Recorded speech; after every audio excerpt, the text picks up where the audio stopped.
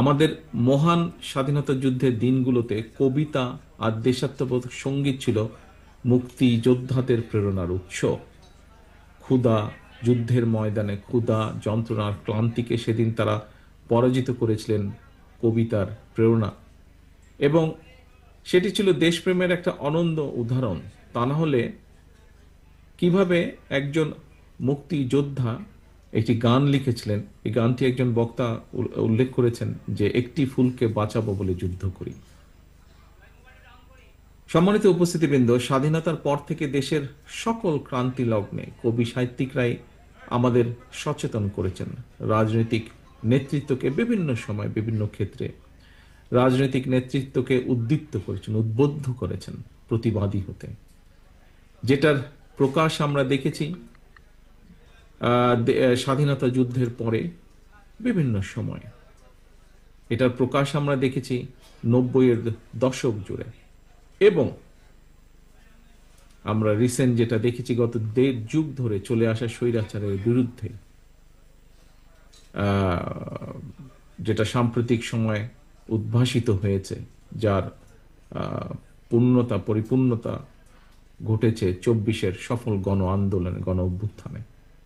এভাবেই কবি সাহিত্যিকরা, সম্মানিত উপস্থিতিবৃন্দ, এভাবেই কবি সাহিত্যিকরা যুগে যুগে নিজেদের মাত্রাকে এতটা উঁচুতে নিয়ে গেছেন, যার ফলে অনেক সময় দেখেছি আমরা তাদের নিজেদের পরিচয়, দেশ এবং জাতির পরিচয়ের সমার্থক হয়ে উঠেছেন।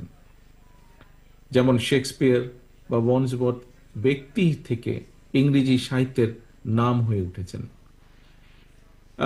একইভাবে আমরা বলতে পারি নজরুল কবি, বিদ্রোহী কবি নজরুল ইসলাম, রবীন্দ্রনাথ হয়ে উঠেন এই মহাদেশের পরিচয়ের একটা অবিচ্ছেদ্য অংশ।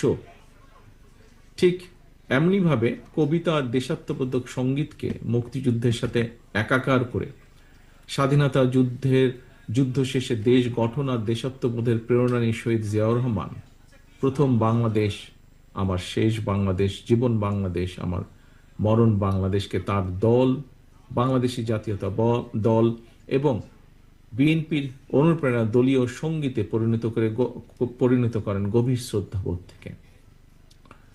শহীদ জিয়া সেই আদর্শ আজও সমুন্নত জাতীয়তাবাদের আদর্শের প্রতিটি নেতা কর্মীর মাঝে। সম্মানিত উপস্থিতিবৃন্দ, একজন প্রকৃত বাংলাদেশী জাতীয়তাবাদে বিশ্বাসী মানুষের জীবনের শেষ দিনেও প্রথম ও শেষ বাংলাদেশী হওয়া উচিত তার বিশ্বাস এবং আদর্শের একমাত্র পরিচয়।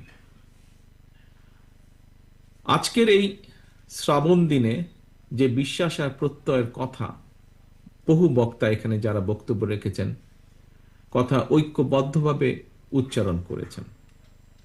সম্মানিত উপস্থিতিবৃন্দ, আমাদের আদর্শিক অবস্থানও আমি মনে করি ঠিক এবং এক এবং অভিন্ন।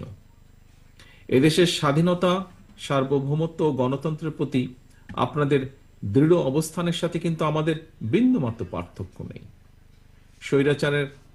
স্বৈরাচারকে বাংলাদেশের মানুষ কিছুদিন আগে বিতাড়িত করেছে, সেই স্বৈরাচারের পুনঃজাগরণ প্রতিহত করতে আমরা প্রতিজ্ঞাবদ্ধ আপনাদেরই মতন। বিশেষভাবে একটি বিষয় বোধহয় এখানে কয়েকজন বক্তা উল্লেখ করেছেন, আমিও আপনাদের সাথে একইভাবে বলতে চাই যে এই দেশকে কোনো চরমপন্থা বা মৌলবাদের অভয়ারণ্য যেন কোনোদিন পরিণত হতে না পারে, সেটিও কিন্তু আমাদের প্রত্যাশা, সেটিও আমাদের লক্ষ্য।